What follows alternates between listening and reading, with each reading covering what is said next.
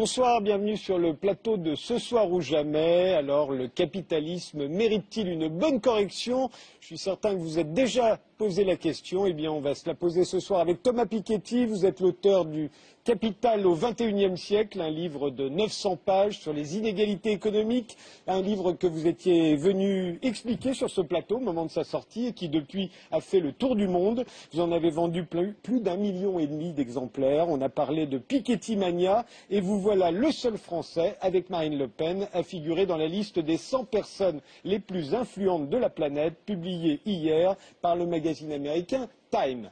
Frédéric Lordon, vous êtes l'auteur de nombreux livres, dont Capitalisme, désir et servitude, c'est sur Marx et Spinoza, ou La Malfaçon, qui est sortie l'année dernière. On vous doit également une pièce de théâtre en alexandrin intitulée D'un retournement l'autre. C'est une comédie sérieuse sur la crise financière en 4 actes, qui est devenue un film de Gérard Mordillat. J'ajoute que dans le dernier numéro du Monde diplomatique, vous avez publié une charge virulente contre le livre de Thomas Piketty. Et puis il y a également sur le plateau Guy Sormand, l'auteur de L'économie ne ment pas, de Wonderful World et du Journal d'un optimiste. Il nous rejoindra tout à l'heure. D'ici là, il va vous écouter minutieusement. Alors commençons par planter le décor. Inégalité, dividendes, bonus, austérité. Je vous propose de revoir en 3 minutes, 3 mois d'actualité qui, justement, nous font nous demander parfois si le capitalisme ne mérite pas une bonne correction. Regardez. Entre les hommes les plus riches de la planète et ceux les plus pauvres, l'écart est toujours plus grand. Sur Terre, les inégalités sont de plus en plus fortes. En 2016, 1% des hommes posséderont la moitié des richesses de la planète. 99% des êtres humains se partageront l'autre moitié des richesses.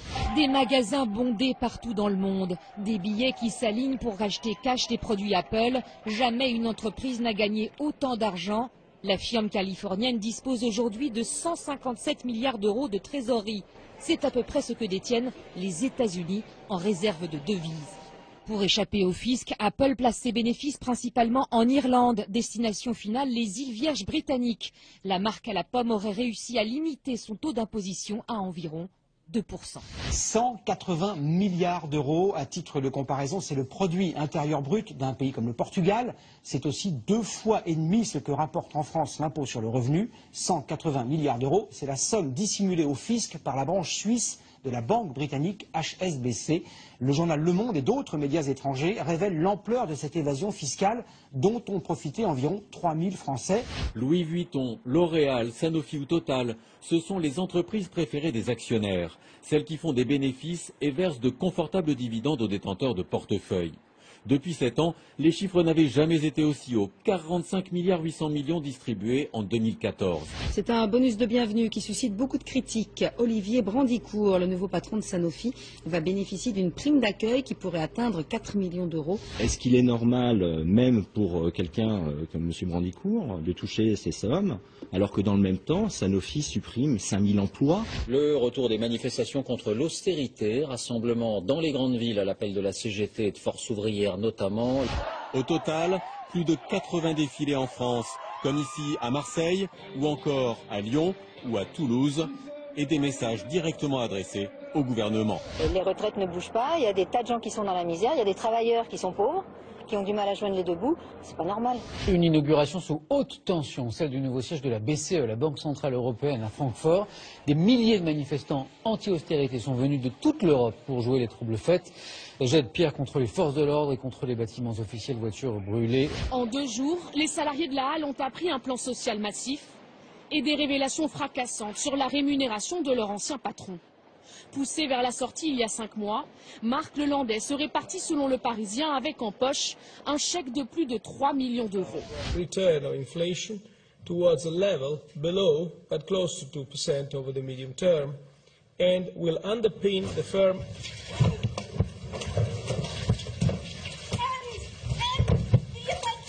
Dictatorship and ECB dictatorship and ECB dictatorship and ECB dictatorship. Thomas Piketty, pour vous, quel est le problème aujourd'hui? Ce sont les inégalités qui se creusent, c'est ça qu'on voit là, et c'est ce qui expliquerait le succès international de votre livre? Oui, bon, moi le succès de mon livre, je l'attribue aussi au fait qu'il y a beaucoup de gens dans beaucoup de pays qui en ont assez, qu'on leur explique que tout ça est trop compliqué pour eux, que les questions économiques et financières doivent être laissées à un petit groupe d'experts qui disposeraient d'une science tellement sophistiquée que le reste du monde ne peut pas comprendre. Ce qui est évidemment une immense blague. Les questions économiques ne sont pas des questions techniques, ce sont des questions politiques, citoyennes. Et j'essaye de montrer dans mon livre que l'histoire de la répartition des revenus et des patrimoines, ce n'est pas simplement une histoire économique, c'est une histoire politique, sociale, culturelle, que chacun doit se réapproprier. Et donc le succès du livre, je crois que ça montre que voilà, dans beaucoup de pays, avec des problématiques différentes, parce que chaque partie du monde, chaque pays a sa propre histoire avec les inégalités. Aux États-Unis, il y a cette peur que ce groupe des 1% les plus riches capture le processus politique et ait une influence sur les institutions démocratiques américaines qui dépasse vraiment l'entendement. En Europe, on est dans une situation qui est un peu différente. Je pense qu'en Europe, on voyait cet extrait là avec le président de la Banque centrale européenne, on a quand même réussi le tour de force de transformer une crise qui au départ venait des États-Unis, venait du secteur financier privé américain et des excès de dérégulation financière, et on l'a transformée par notre seule faute en une crise de la dette publique, alors qu'au départ on n'a pas plus de dette publique qu'aux États-Unis et au Japon, et on trouve dans l'histoire, et c'est ce que je montre dans mon livre, on trouve des niveaux de dette publique plus élevés que ce qu'on a aujourd'hui. On s'en est toujours sorti, il y a toujours plusieurs façons de s'en sortir. Mais par notre seule faute, par notre rigidité doctrinaire, on a transformé ça en une crise très grave de chômage d'abord en Europe, parce que la question des inégalités en Europe actuellement, c'est d'abord le chômage des jeunes. En Europe du Sud, l'égoïsme de l'Allemagne, mais aussi de la France, a conduit à imposer une purge budgétaire totalement insensée, parce que quand on a des taux de chômage des jeunes d'un quart, ou parfois presque de la moitié de la population, et un PIB qui a chuté d'un quart, un niveau d'activité économique qui a chuté d'un quart depuis 5 ans, comment voulez-vous réduire la dette? Donc on marche complètement sur la tête, et je crois que c'est tout ça qui provoque des énervements. Et puis aussi un écart parfois abyssal entre les proclamations des gouvernements et la réalité de ce qu'ils font. Et quand j'entends François Hollande, il y a quelques jours, qui était en Suisse et qui disait « Ah ben ça y est, il n'y a plus de problème avec la Suisse, ça y est, on a tout réglé », alors que rien n'a été réglé. Et des scandales financiers, des scandales fiscaux avec des grandes sociétés multinationales qui paient moins d'impôts que des petites et moyennes entreprises, on en a tout le temps. Des affaires comme l'affaire Cahuzac, ça pourrait recommencer aujourd'hui. On n'a toujours pas de transmission automatique d'informations bancaires de la Suisse vers la France. Donc aller expliquer comme ça aux gens, comme le faisait Sarkozy il y a quelques années, il n'y a plus de paradis fiscaux, on a tout réglé, c'est très grave, parce que le jour où les gens se rendent compte que ce n'est pas vrai, eh bien forcément, ils sont pas contents. Avec Lordon, pour vous, quand vous voyez ces images, vous dites le problème est où? Ouh là là, mais le problème, si vous voulez, j'ai l'impression que ces images ne saisissent qu'une partie assez superficielle du problème, en réalité, et que le problème du capitalisme, dont nous ne voyons ici que une configuration historique très particulière, qui est la configuration néolibérale. Le problème du capitalisme est plus général que ça. Je pense que, et c'est la raison pour laquelle nous sommes impérieusement requis de penser le capitalisme, c'est-à-dire de le penser de manière aussi profonde et aussi critique que possible, c'est que le capitalisme pose problème à la société. On pourrait même dire qu'au-delà des simples questions d'austérité, etc., le capitalisme pose des problèmes de type civilisationnel. Et moi, il m'a semblé, c'est la raison pour laquelle j'ai fait cet article dans Le Monde diplomatique auquel vous avez fait référence, moi, il me semble que les inégalités, au sens des inégalités monétaires, des inégalités de revenus ou de patrimoine, n'offrent que, alors même que leur spectacle est choquant, n'offre comment dirais-je, n'offre qu'une des manières les moins puissantes et peut-être même les plus superficielles de saisir ce problème que nous sommes requis de penser. Alors, bien sûr, c'est très intéressant de penser les inégalités en soi, mais pour aller au-delà, il faut se donner un autre concept du capital que celui qui est donné dans le livre de Thomas Piketty, à savoir le capital comme fortune, le capital comme patrimoine, ce qui permet de dire des choses très intéressantes sur les inégalités, mais qui ne permet pas de penser au-delà et qui ne permet de rien penser de ce que nous avons réellement à penser.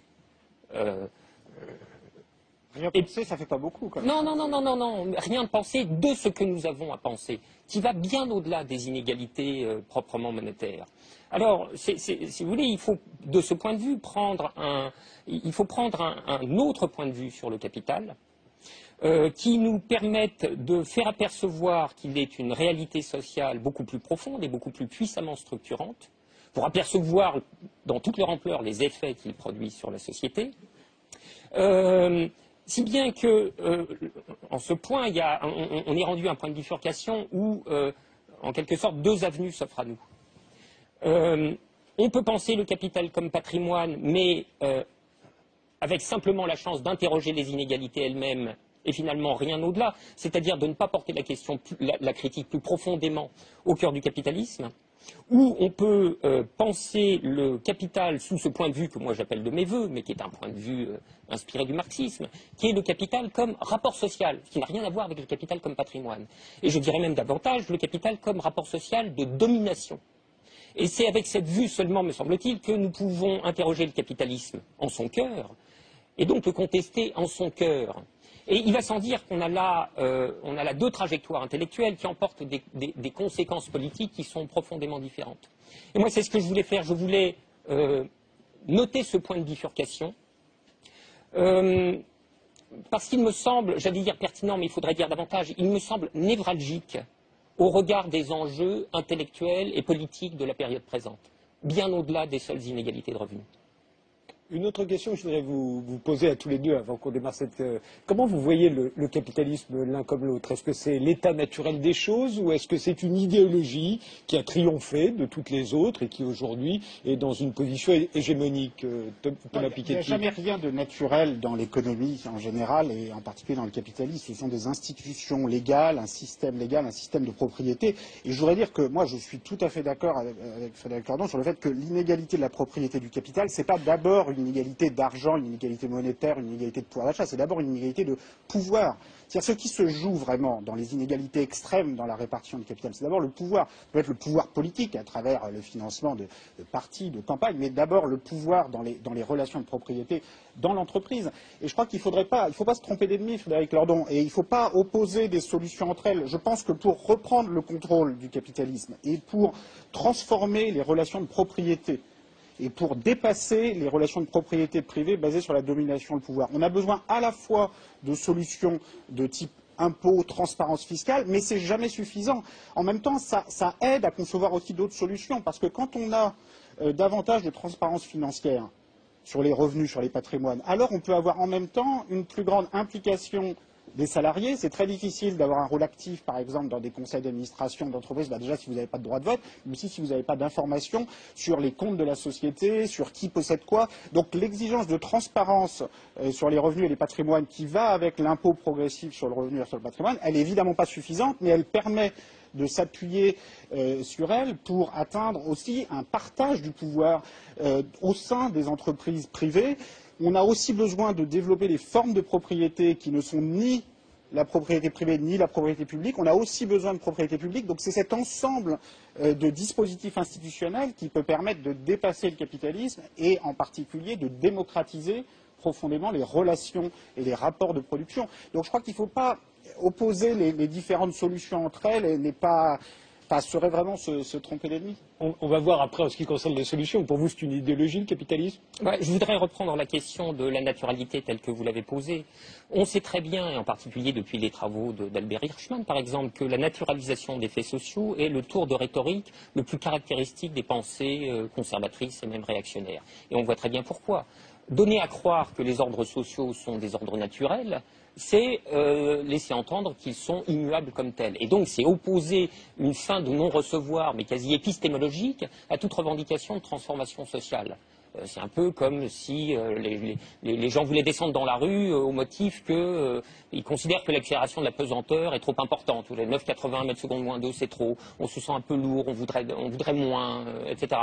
Bon, on va rentrer chez vous, ceci n'est pas possible. Et c'est ça le message qui est systématiquement véhiculé par toute cette rhétorique de la naturalité, du capitalisme, de l'économie, etc. Une rhétorique qu'alimente spécialement tout le discours de la théorie économique dominante qui prétend qu'on peut dégager des lois de l'économie ou des lois du capitalisme. Et c'est une pente dans laquelle vous êtes allé, voilà, raté, c'était forcé, dans laquelle vous êtes allé dans votre livre. Je ne crois pas, non. Mais si, quand même, les relations, non, soyons clairs, les relations de propriété sont toujours des relations extrêmement violentes. Et j'insiste là-dessus d'un bout à l'autre de mon livre, en particulier les relations de propriété internationale. Quand un pays possède un autre pays, enfin, c'est toujours très compliqué de payer. Quand est-ce qu'un pays possède un autre pays? C'est arrivé à l'époque coloniale, ça peut arriver encore.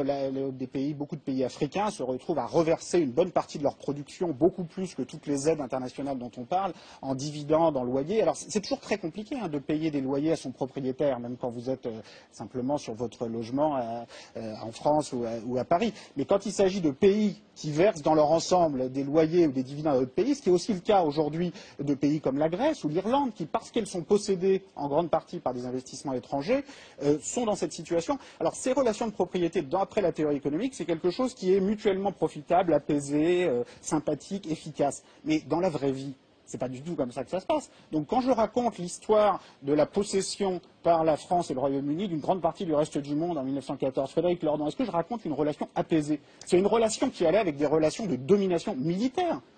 Donc je ne sais pas je sais pas quel livre vous avez lu exactement, mais quand je parle de l'importance du capital négrier dans l'Amérique d'avant 1865, est-ce que je parle d'une relation de propriété apaisée entre le propriétaire de l'esclave et l'esclave? Donc la relation de propriété, là je prenais la forme la plus extrême, la plus violente, mais elle est toujours violente, quelle que soit sa forme. Et un des objectifs centraux de la réflexion que j'essaie de développer dans le livre, c'est de savoir comment on peut réguler ces relations de propriété.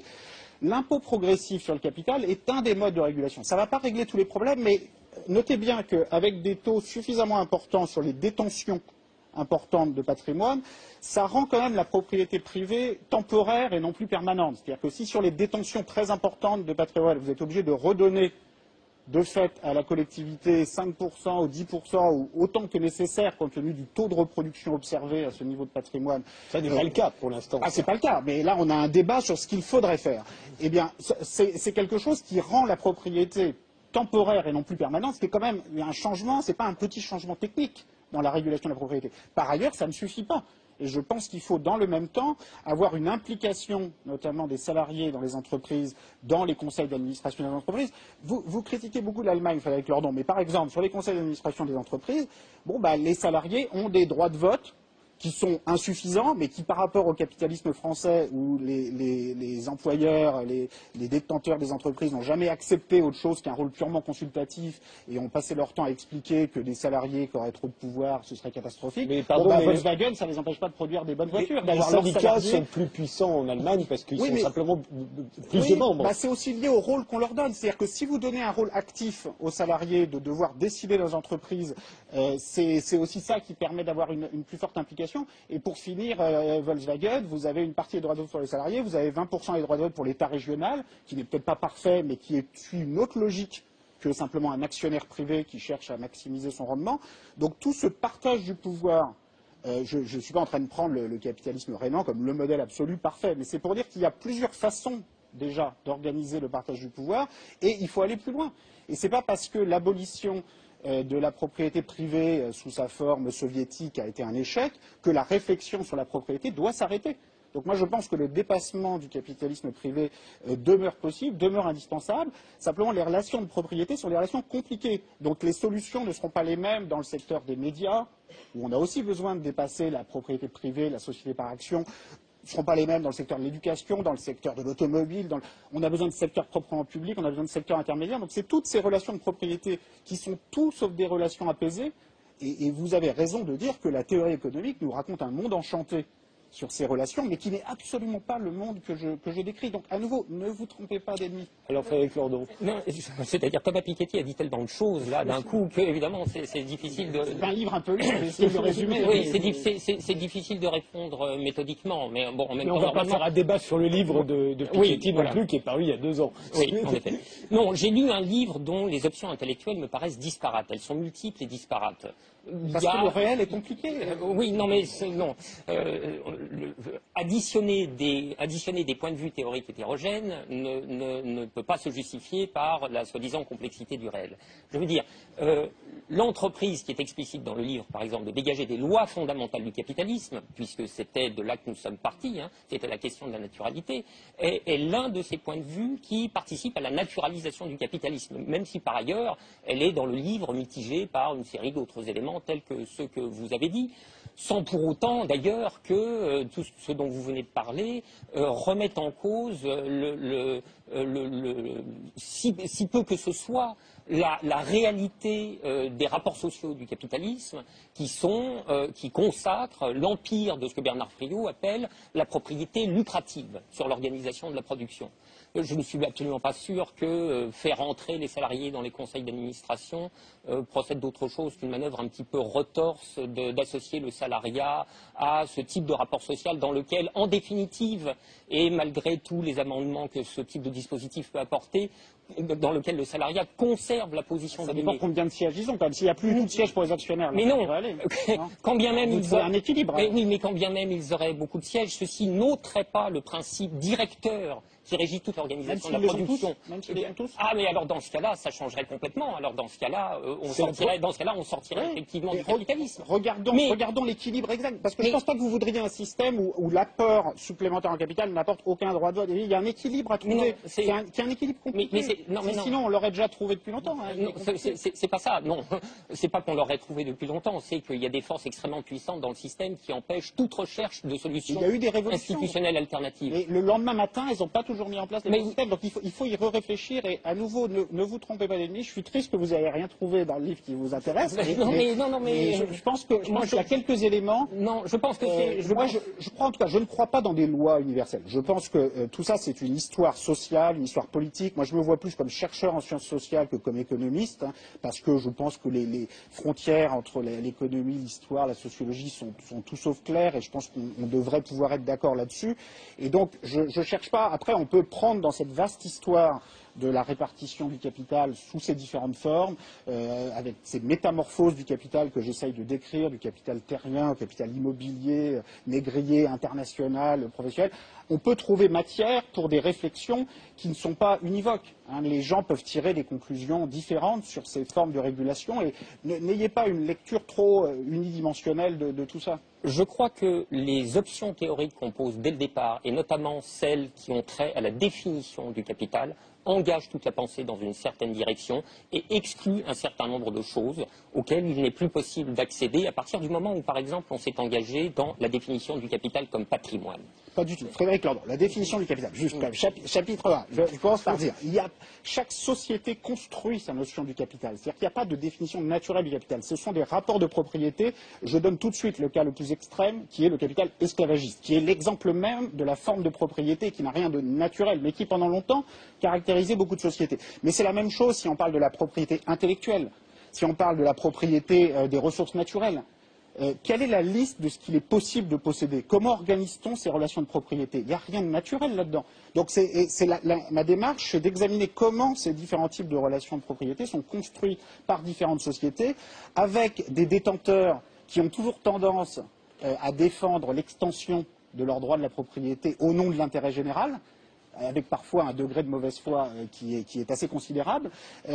Donc c'est vraiment cette histoire sociale de la propriété que j'essaye de raconter avec des lacunes. C'est un livre insuffisant, mais ne caricaturez pas les choses. Non, mais alors il faudrait avoir le livre sous la main pour citer. Oublions le livre, si vous voulez bien. Je vous l'ai cité pratiquement dans le texte sur la définition du capital, je crois le connaître un petit peu quand même. Oui, mais alors, effectivement, c'est pas le même livre que j'ai lu, puisque, en effet, toute la notion de capital qui est au travail dans ce livre est centrée sur les possessions, les actifs, alors peut-être situés historiquement comme différentes des modes d'appropriation. Chaque forme de possession détermine des rapports de propriété différents. Je vais vous poser une autre question, comme ça nous ramènera, ou du moins ça nous sortira de ce livre. Est-ce qu'il faut, si l'on veut corriger le capitalisme, un tant soit peu, est-ce qu'il faut en corriger les excès par la fiscalité notamment, c'est ce que vous proposez, Thomas Piketty, ou est-ce qu'il faut s'attaquer au fondement même du capitalisme, notamment à la propriété? J'ai l'impression que c'est plutôt ce que vous proposez, Frédéric Lordon. Moi, c'est ce que je considère en effet que le point de vue qui n'est pas développé, quoi que vous en disiez dans ce livre, et qui nous permet d'accéder à une critique plus profonde du capitalisme, est celui qui part de l'idée que le capital doit être défini comme un rapport social. Comme un rapport social, qui plus est comme un rapport de domination. Et pour avoir l'idée de ça, il faut en revenir à ce qui est le constituant principal du capitalisme, et du mode de production capitaliste, à savoir le salariat. Alors le salariat, qu'est-ce que c'est que le fond du salariat? Le fond du salariat, c'est que, à partir du moment où les hommes ont été privés de la possibilité de pourvoir par eux-mêmes aux nécessités de leur reproduction matérielle, au terme d'un processus qui ne tombe pas du ciel, qui est entièrement historique, hein, c'est ce que Marx a appelé l'accumulation primitive, il ne leur reste plus d'autre solution de survie que d'en passer par l'échange marchand, précisément pour y faire l'acquisition des biens qui sont indispensables à leur reproduction matérielle, mais qui n'ont plus les moyens de produire par eux-mêmes. Mais pour en passer par l'échange marchand, il faut accéder au médium de l'échange marchand, qui est l'argent. La grande force du capitalisme, c'est d'avoir imposé le salariat comme quasi unique solution d'accès à l'argent. Dans le capitalisme, il n'y a pas d'autre solution, ou quasi, pour accéder à l'argent qui permet la survie, que d'aller s'employer sous l'égide du capital, c'est-à-dire à son service, et pour finir, à ses conditions. Et c'est cette clause qui est absolument décisive. C'est ça qui signe le caractère de rapport de domination du rapport salarial.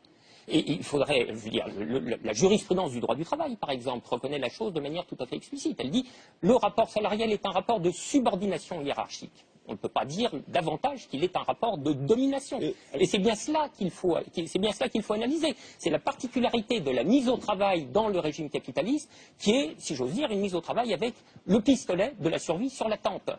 Alors, et cela, pardon de vous interrompre, cela quel que soit le montant du salaire que l'on nous donne. J'ai un exemple, il se trouve que en ce moment aux États-Unis ça bouge beaucoup sur les bas salaires, il y a un PDG, il y en a plusieurs même qui vous ont peut-être lu, Thomas Piketty, qui ont décidé d'augmenter leurs salariés.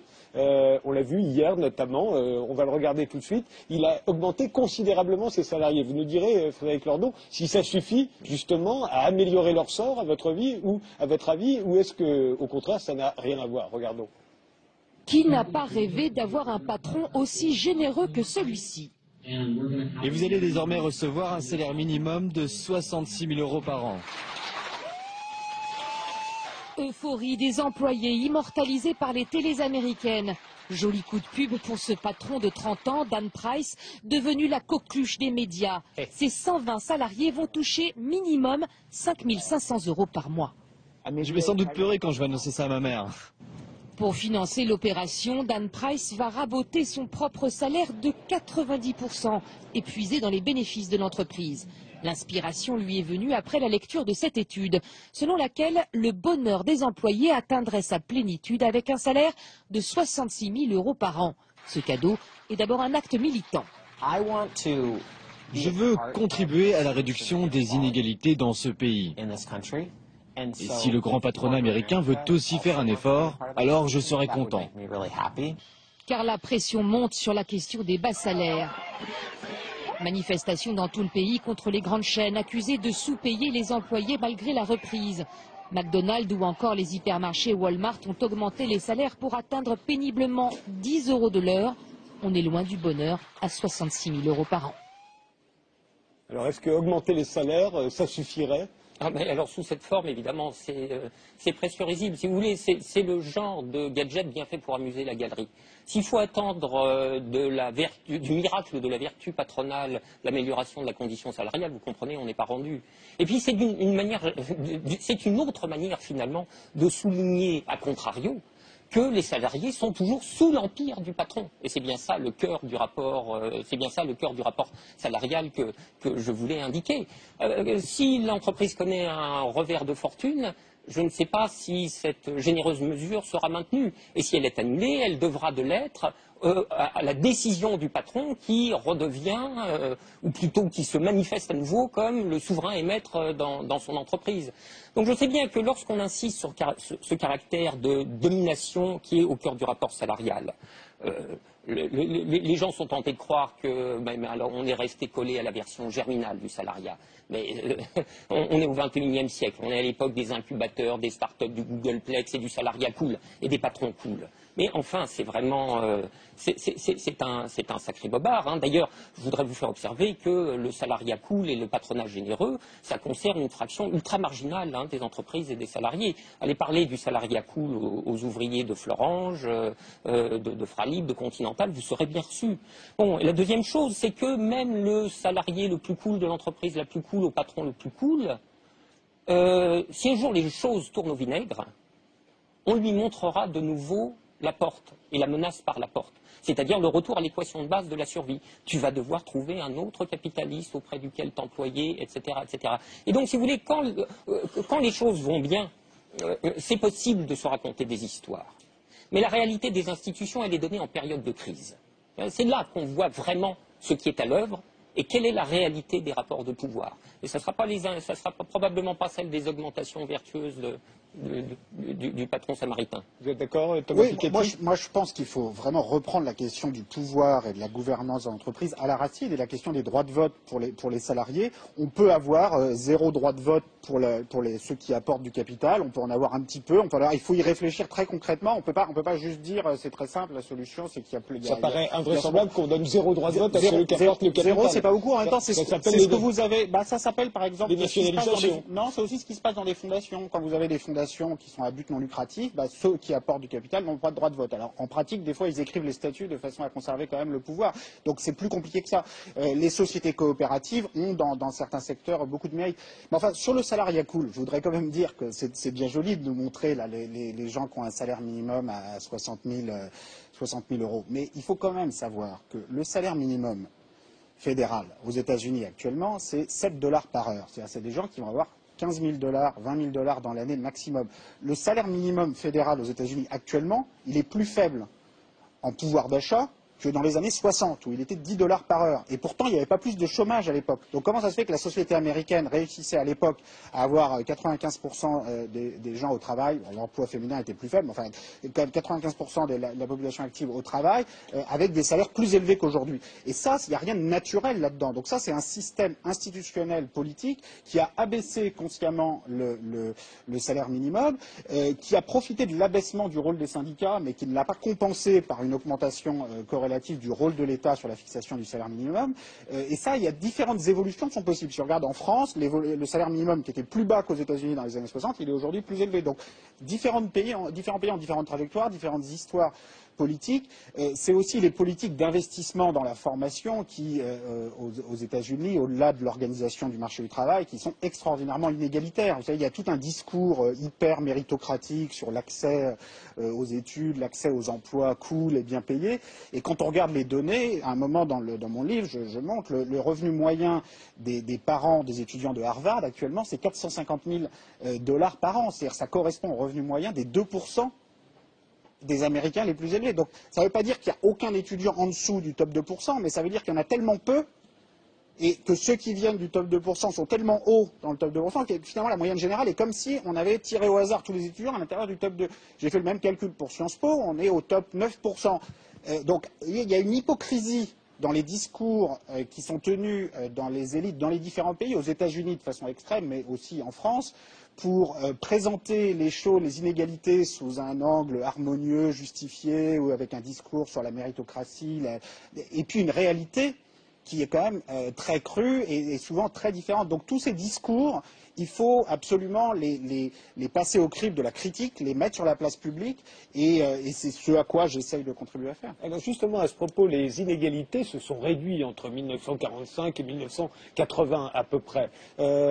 Vous, Frédéric Lordon, pour vous, si elles se sont réduites à ce moment-là, c'est parce qu'on avait peur de la Révolution et qu'il y avait la lutte des classes. Oui, mais je voudrais dire une chose auparavant. Il ne s'agit pas de se tromper d'ennemi, il s'agit de savoir ce qu'on est déterminé à penser, ce qu'on est décidé à penser et ce qu'on est décidé à mettre en cause. Et toutes ces réflexions sur l'entrée des salariés dans les conseils d'administration, les droits de vote, etc., trahissent à leur manière l'impensé de ce livre, qui est de continuer à consacrer, comme si c'était un slavat de soi ou une sorte d'évidence, l'empire de la propriété financière sur l'organisation collective de la production.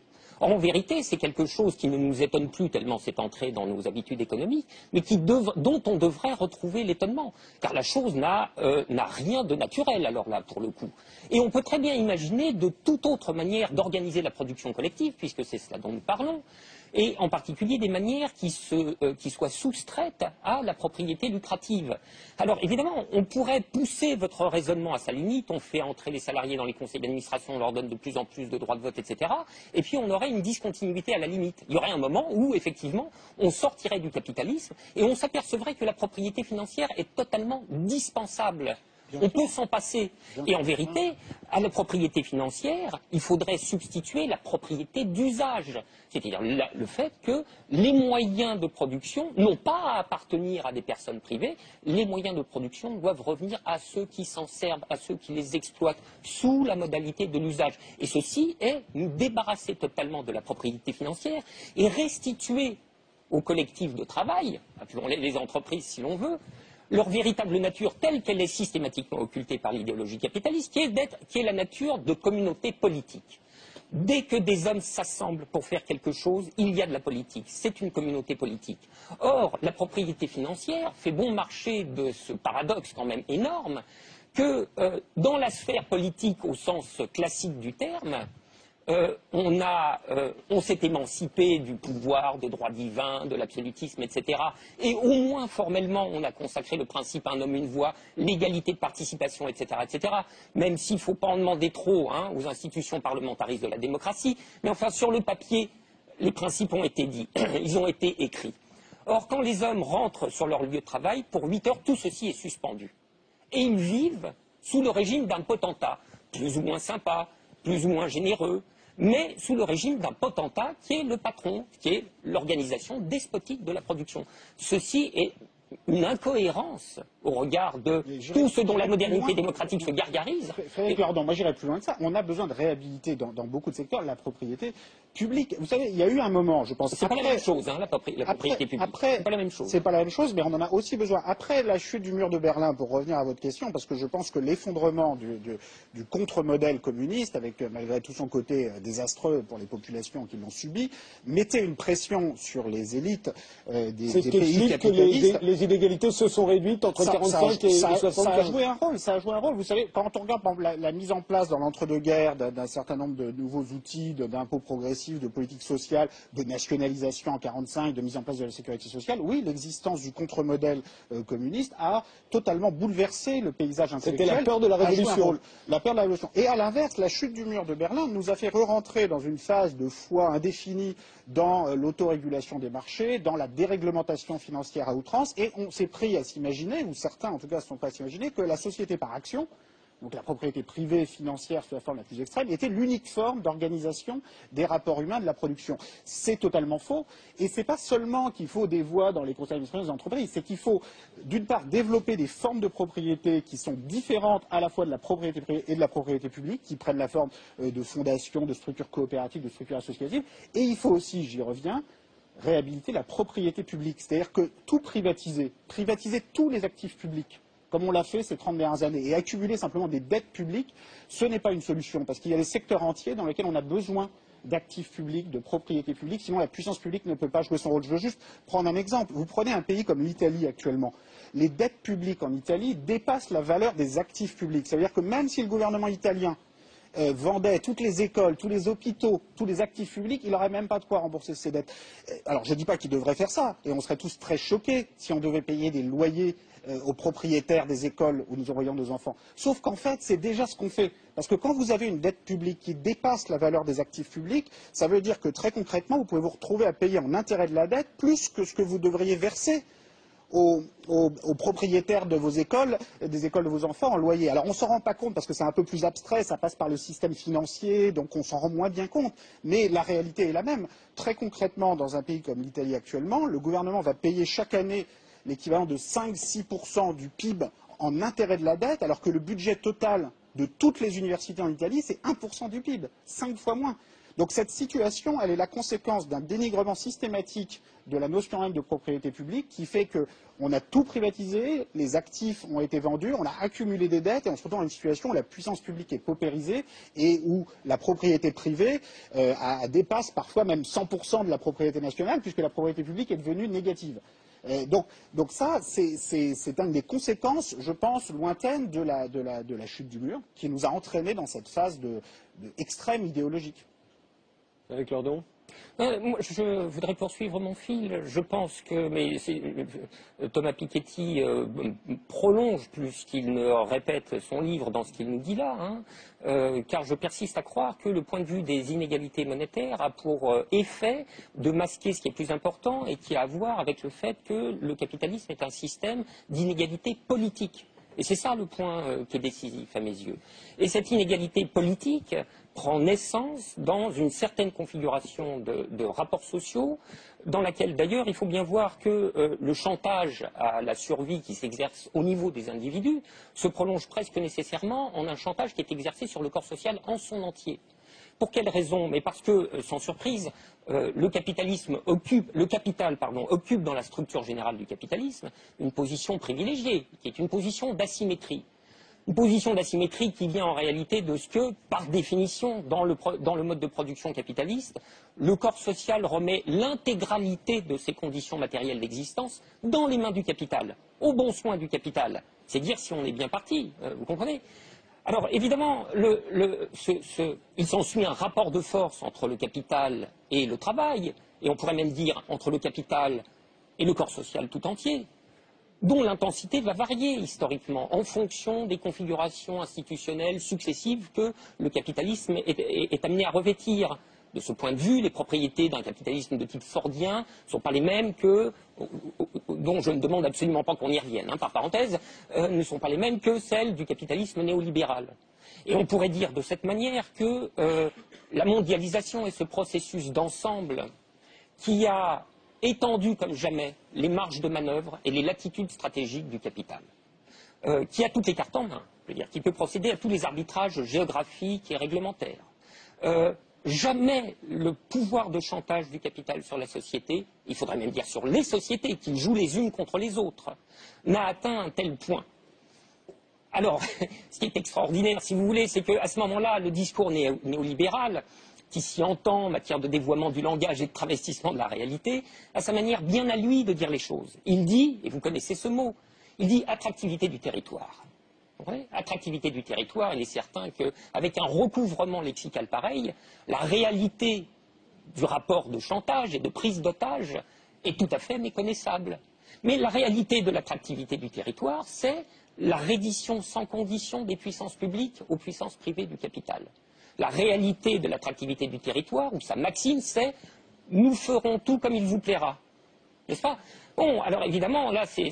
L'attractivité du territoire, pour qu'on comprenne bien, c'est le fait d'attirer les entreprises chez nous, de ne pas faire partir les plus riches pour des pays étrangers, d'attirer les meilleurs étudiants, etc. C'est un message qui est aussi bien à l'attention du dehors que du dedans. Du dehors pour les faire venir, du dedans pour les empêcher de partir.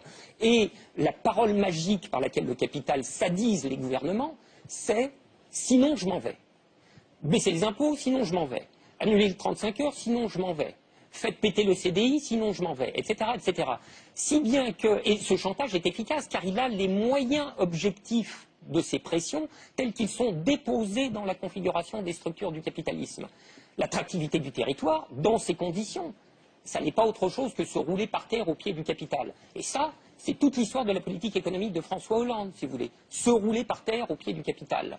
Alors évidemment, se rouler par terre au pied d'un grand dominateur, c'est un truc qui se termine mal en général. Et ça, c'est toute l'histoire du pacte de responsabilité. Bon, il fallait avoir une âme d'enfant ou bien la débilité mentale chevillée au corps pour imaginer dans ces conditions que le capital allait rendre la moindre contrepartie. Il ne bougera pas le petit doigt tant qu'il aura le sentiment qu'il peut encore conquérir davantage. Et ce sentiment, il l'aura nécessairement. Il l'aura pour deux raisons. Il l'aura d'abord parce que sa liste de Noël est interminable. Et il l'aura parce qu'il a bien conscience qu'il a en face de lui un gouvernement totalement affalé. Vous voyez? Donc c'est là qu'il y a quelque chose qui est quand même tout à fait important à saisir et qu'il faut se poser la question à nouveau frais. pour faire apercevoir ce rapport de chantage qui est la réalité du rapport qui s'établit entre le corps social et le capital. Et je dirais que c'est aussi ce qui doit nous mener à une reconstruction de la catégorie de gauche. On dit que la catégorie de gauche est difficile à cerner, etc. On dit même que la gauche est en train de mourir. Alors, évidemment, c'est un Premier ministre de droite qui le dit. Donc. Et puis surtout, il est très affairé à la tuer. Donc c'est un propos à prendre avec des pincettes. Mais vous voyez à la lumière de cette analyse comment nous pouvons reconstruire la catégorie de gauche. Être de gauche, c'est intellectuellement faire voir les tenants et les aboutissants de ce rapport de chantage et d'ultimatum, et politiquement, c'est former le projet d'y mettre un terme. Voilà, ça c'est une façon de définir ce que c'est qu'être de gauche. Vous avez la même définition parce qu'il y a Guy Sormand qui, lui, ne se revendique pas de gauche, qui va entrer sur ce plateau. Alors, Thomas Piketty. Écoutez, moi je pense que la libre circulation des biens, des services et des capitaux, la mise en concurrence des territoires les uns contre les autres, sans aucune contrepartie et sans aucune régulation fiscale et sociale commune, c'est un régime juridique, un régime institutionnel qui peut être extrêmement violent pour des catégories immenses de la population. C'est-à-dire vous ne pouvez pas vous enrichir, d'être dans une logique où des pays, ou en tout cas certaines catégories à l'intérieur de pays, s'enrichissent par le libre-échange et la libre circulation des capitaux, puis ensuite s'enrichissent une deuxième fois en faisant du dumping fiscal, in fine en volant la base fiscale des voisins. Et l'histoire du scandale Luxembourg-Leaks qu'on a eu il y a quelques mois, où on s'est rendu compte que le Premier ministre, enfin l'ancien Premier ministre Jean-Claude Juncker, maintenant président de la Commission européenne, quand il était Premier ministre dans son pays, avait tous ses deals avec des grandes sociétés multinationales où elles ne payaient même pas le taux officiel qui déjà au Luxembourg n'est que de 10% sur les bénéfices des sociétés, bon, elle payait 1%, 2%. Et il est arrivé dans toute la presse européenne pour dire c'est pas de ma faute, il fallait que je trouve une stratégie de développement pour mon pays, il y avait la désindustrialisation, donc j'ai eu une grande idée, c'était de devenir un paradis fiscal en siphonnant la base de mes voisins. Enfin, il y a quelque chose quand même d'indécent là-dedans. Et là, je crois que c'est le régime institutionnel lui-même de l'Europe actuelle qui empêche de mettre fin à ça. Parce qu'il ne suffit pas de s'excuser, ce n'est pas le problème de Juncker individuellement ou du Luxembourg par rapport à la France, parce que, comme le disait Frédéric Lordon, chaque pays, finalement, individuellement, quel que soit son parti politique au pouvoir officiellement, finit par se comporter de la même façon et finit par se mettre dans cette stratégie de vouloir finalement sauver sa peau en essayant de trouver sa niche dans le système global, sauf que collectivement, l'avenir des pays européens en particulier, il n'est pas dans l'investissement, dans l'optimisation fiscale. Si on est tous comme ça à vouloir piquer la base de nos voisins, évidemment, on va aller absolument nulle part. Et c'est vrai que l'Europe a contribué très fortement à institutionnaliser ce principe de la concurrence pure, libre et non faussée, alors qu'en fait, elle est tout sauf non faussée, mais comme un espèce d'idéal indépassable. Ça a commencé très tôt dans l'après-guerre avec la construction européenne qui a un peu été contre les États et contre la politique, en partie parce que beaucoup en Europe, en particulier en Allemagne, avaient été un petit peu peur parce qu'ils avaient constaté que les États pouvaient parfois faire. Mais enfin, c'est quand même une solution très étrange qui a été trouvée de construire complètement un ordre juridique et un économique en essayant de priver les États de toute possibilité d'action pour réguler les forces économiques qui ne peuvent absolument pas se réguler toutes seules. Guy Sormand va venir s'asseoir avec nous. Vous avez toujours défendu, je le disais, le capitalisme et les capitalistes dans vos livres. J'en citerai 3 parmi les plus récents. L'économie ne ment pas. Vous expliquez que l'économie n'est pas une opinion, c'est une science. Et c'est pour ça, d'après vous, qu'elle a toujours progressé plus vite que la politique. Il y a aussi Wonderful World et Journal d'un optimiste, qui sont vos chroniques de la mondialisation écrites entre 2006 et 2011. Pour vous, le capitalisme ne mérite pas une bonne correction et en revanche, j'imagine que tout ce que vous avez entendu vous a donné envie de réagir. Oui, je n'ai pas trop souffert parce qu'en fait, j'ai l'impression qu'on ne parle pas de la même chose. C'est-à-dire que vous avez l'un et l'autre créé une sorte d'épouvantail idéologique qui s'appelle le capital, mais je ne sais pas très bien ce dont il s'agit et de qui il s'agit. Et à vous écouter, il y a une espèce de personnage obscur ou de force obscure qui manipulerait la planète. Je ne sais pas de qui on parle. Si je regarde la France, à un moment donné, vous avez dit les néolibéraux sont très forts pour manipuler le vocabulaire.